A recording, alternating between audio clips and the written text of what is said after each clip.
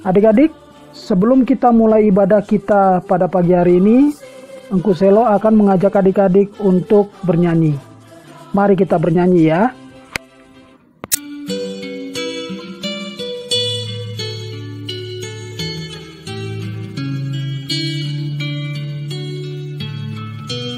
Allah Bapa melindungi anak-anaknya di bumi, burung-burung dalam sarang tak kenal lawan seimbang.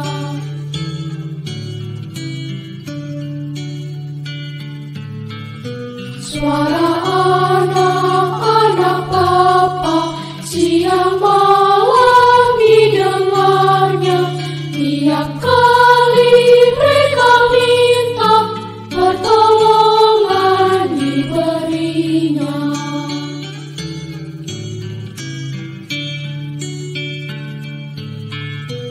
Anak-anak milik Bapa disertai diasuhnya, tangannya lembut dan kuat mencegah niat si jahat.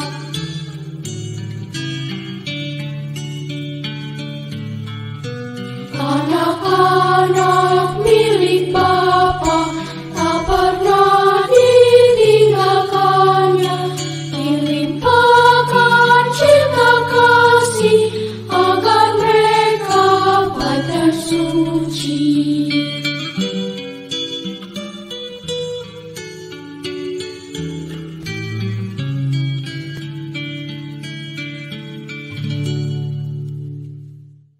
Ya adik-adik, setelah selesai bernyanyi, kita akan membuka ibadah kita pada pagi hari ini dengan terlebih dahulu berdoa agar apa yang kita lakukan pada hari ini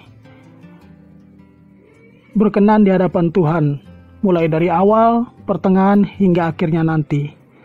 Adik-adik lipat tangannya, tutup matanya, dan mari kita angkat hati kita kepada Tuhan. Kita berdoa. Allah Bapa kami yang bertata di dalam kerajaan sorga, yang kami sembah di dalam nama Tuhan Yesus Kristus, kembali kami anak-anak-Mu ini ya Tuhan, datang menghadap tatan-Mu dan hadirat-Mu yang kudus, untuk mendengarkan sebagian dari firman-Mu. Sertailah ibadah kami ya Tuhan, dari awal, pertengahan, hingga akhirnya. Biarlah semuanya berjalan hanya dalam penyertaan tangan-Mu.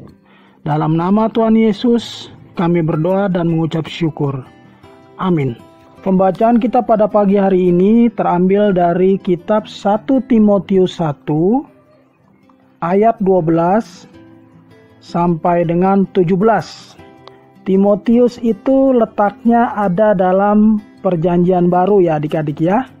Jadi adik-adik buka kitab perjanjian baru, kemudian adik-adik cari singkatannya di perjanjian baru, di depannya Alkitab adik-adik itu ada tulisan tim.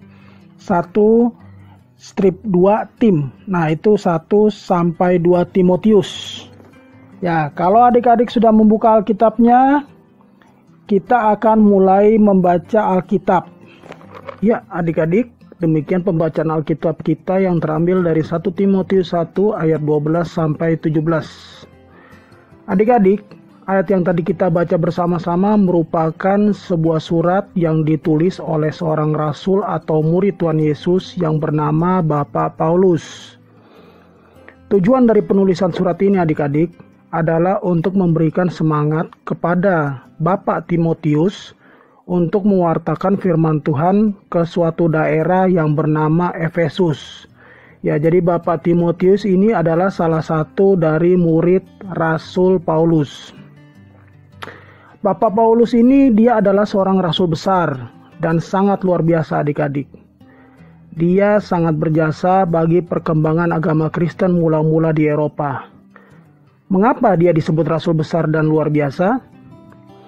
Karena wilayah perkabaran Injilnya yang sangat luas. Dia mewartakan Injil bukan hanya di daerah Israel, tetapi sampai ke kota-kota di luar Israel. Oleh karena itu, dia mendapatkan julukan sebagai rasul bagi orang-orang non-Yahudi. Dan memang jika kita perhatikan, isi kitab Perjanjian Baru itu setengahnya adalah surat yang ditulis oleh Rasul Paulus dari setiap pelayanannya. Negara-negara yang kita kenal saat ini seperti Suriah, Turki, Yunani, Malta, Roma, Italia, itu adalah wilayah perkabaran Injil yang pernah disinggahi oleh Bapak Paulus. Nah, adik-adik, karena kitab yang kita baca ini yang menulis adalah Bapak Paulus, engkau mau sedikit menceritakan tentang kisah hidup Bapak Paulus. Jadi biar adik-adik mengerti siapa itu Bapak Paulus sebelum dia menjadi seorang rasul yang besar dan luar biasa. Ya, jadi Rasul Paulus adik-adik sebelum mengenal Tuhan Yesus namanya adalah Saulus. Dia dikenal sebagai tokoh yang sangat tidak suka kepada murid-murid Tuhan Yesus dan orang-orang Kristen. Yang dikerjakannya saat itu adalah menangkap, menganiaya, dan memasukkan orang-orang Kristen ke penjara. Karena orang Kristen itu dianggap sebagai orang-orang yang menyebarkan ajaran sesat dan menyimpang dari ajaran Yahudi. Hingga pada suatu hari Tuhan Yesus justru menjadikan Saulus sebagai alat untuk kemuliaan nama Tuhan. Kejadiannya ini adik-adik terjadi di tengah perjalanannya menuju kota Damsyik, yang mana pada saat itu Saulus mengejar para pengikut Tuhan Yesus dan orang-orang Kristen. Lalu kemudian Tuhan Yesus menampakkan dirinya langsung kepada Saulus melalui sebuah atau suatu cahaya kemuliaan, sehingga seorang Saulus yang terkenal itu jatuh dari kuda dan dia menjadi buta, tidak dapat melihat. Saulus kemudian bertanya kepada asal cahaya itu, "Siapakah engkau?" Lalu ada sebuah suara yang keluar dari asal cahaya itu yang mengatakan bahwa akulah Yesus yang engkau aniaya itu. Bergetarlah seluruh tubuh Saulus dan dia merasa sangat tidak berdaya adik-adik. Dia merasa tidak ada apa-apanya di hadapan Tuhan. Tetapi karena kasih karunia dari Tuhan kita Yesus Kristus, Saulus ini diampuni. Tuhan menyuruhnya pergi ke kota untuk menunggu mujizat yang akan Tuhan Yesus lakukan untuknya. 3 hari 3 malam Saulus buta, tanpa makan dan minum. Dia menyadari secara sungguh-sungguh, menyesali perbuatannya dan bertobat kepada Tuhan Yesus. Lalu datanglah seorang murid Tuhan Yesus yang bernama Ananias untuk menyembuhkannya. Setelah Saulus bertobat, dia kemudian berganti nama menjadi Paulus. Dan dia mulai pekerjaannya sebagai pelayan Tuhan. Walaupun terdapat banyak rintangan dan tantangan adik-adik dalam mewartakan firman Tuhan, seperti pernah ditolak, disiksa, dipenjara, Rasul Paulus tetap setia hingga akhir hidupnya. Nah, pada pagi hari ini adik-adik, ada 2 hal yang mau diajarkan kepada kita. Ya, yang pertama, kita mau diajarkan agar selalu ingat akan Tuhan. Ingat bahwa kita, jika berbuat dosa, itu berarti kita menyakiti hati Tuhan. Oleh karena itu adik-adik, jika kita berbuat dosa, hendaknya kita harus cepat-cepat bertobat. Tuhan Yesus itu Maha Kasih. Dia pasti mengampuni kita kalau kita bersungguh-sungguh bertobat kepada Dia. Di dalam Alkitab adik-adik ada tertulis, walaupun dosa kita merah seperti kermisi, itu akan dipulihkan seputih salju jika kita mau bertobat kepada Tuhan Yesus. Nah, itu tugasnya adik-adik ya. Adik-adik tolong cari ayat Alkitab itu. Walaupun dosamu merah seperti kermisi, akan diputihkan seperti salju. Tolong dicari Alkitab itu ya adik-adik ya. Nah, dosa-dosa itu apa aja? Dosa yang kita lakukan, contoh, gak pernah hormat sama orang tua, gak mau datang impa untuk mendengarkan firman Tuhan, kemudian suka mengeluarkan kata-kata kotor yang tidak berkenan di hadapan Tuhan untuk orang-orang di sekitar kita, kemudian sering mencontek, tidak mau belajar atau bolos sekolah. Ya, itu adalah contoh-contoh dosa adik-adik. Itu harus kita hindari. Dan jika adik-adik sudah terlanjur untuk melakukan dosa-dosa itu, segera minta ampun sama Tuhan, bertobat sama Tuhan. dan berjanji sama Tuhan tidak akan melakukannya lagi. Ya, oke. Hal yang kedua yang mau diajarkan dalam ibadah impa pada pagi hari ini adalah hendaknya kita selalu bersemangat. Seperti Rasul Paulus adik-adik. Rasul Paulus selalu bersemangat dalam mewartakan firman Tuhan. Makanya daerah penyebaran firman-Nya itu sangat luas. Kita nggak boleh patah semangat adik-adik, walaupun kita akan selalu menghadapi tantangan dan rintangan. Karena memang Tuhan Yesus sendiri bilang, ikut Tuhan itu tidak gampang adik-adik, akan selalu ada tantangan dan rintangan.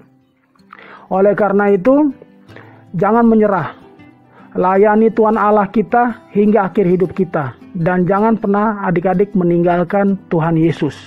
Ya, ingat ya kata-kata yang ku bilang, jangan pernah adik-adik meninggalkan Tuhan Yesus. Layani Tuhan Yesus hingga akhir hidup adik-adik, ya. Melayani Tuhan itu bisa kita tunjukkan dari sikap dan perbuatan kita adik-adik kepada sesama. Misalnya ada sesama kita yang membutuhkan bantuan, kita mau menolongnya. Kita hendaknya harus bisa menjadi seperti lilin adik-adik. Selalu memancarkan cahaya sinar yang terang di tengah masyarakat. Jadi orang itu kalau ngeliat adik-adik, oh siapa dia? Oh dia anak Kristen. Nah kayak begitulah kira-kira adik-adik. Kita harus memancarkan sinar terang dan menjadi contoh yang baik bagi orang-orang di sekitar kita. Ya, hari ini Pelkat PA kita tepat berumur 61 tahun.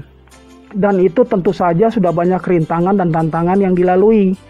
Tetapi karena penyertaan Tuhan Yesus, engku, enci, dan adik-adik masih tetap ada dalam ibadah impa kita dan Pelkat PA kita masih tetap berdiri. Selamat ulang tahun buat Pelkat PA kita adik-adik. Amin.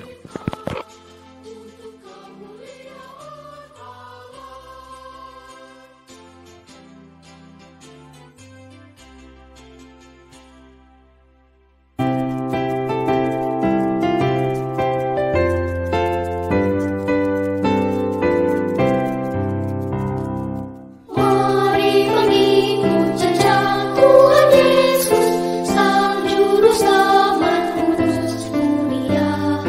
Dia berkata kepada semua, sungguhlah aku terang dunia.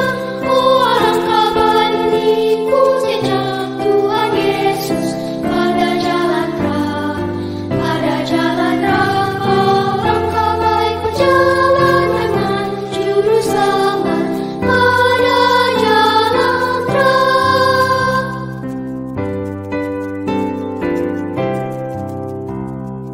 Barang siapa mengikuti Yesus takkan berjalan di dalam gelap, karena beroleh terang kehidupan, yakni terang yang akan lenyap. Oh alangkah baik mengikut jejak Tuhan Yesus pada jalan terang, pada jalan terang. Alangkah baik berjalan dengan Juru Selamat pada jalan terang. Ya adik-adik, kita sudah selesai ibadah impa kita pada pagi hari ini. Sebelum kita mengakhiri ibadah ini, hendaklah kita berdoa. Adik-adik, lipat tangan adik-adik, tutup mata adik-adik, dan mari kita berdoa. Allah Bapa kami yang bertata dalam kerajaan sorga, terima kasih ya Tuhan, karena Engkau telah menyertai kami mulai dari awal, pertengahan, hingga pada akhirnya. Terima kasih ya Tuhan atas firman-Mu. Biarlah apa yang telah kami dengar dapat kami lakukan dalam kehidupan kami sehari-hari. Jaga dan sertailah kami ya Tuhan, agar minggu depan kami dapat kembali berkumpul dan mendengarkan kembali tentang firman-Mu. Terima kasih ya Tuhan. Dalam nama Tuhan Yesus, kami serahkan doa ini. Amin. Amin.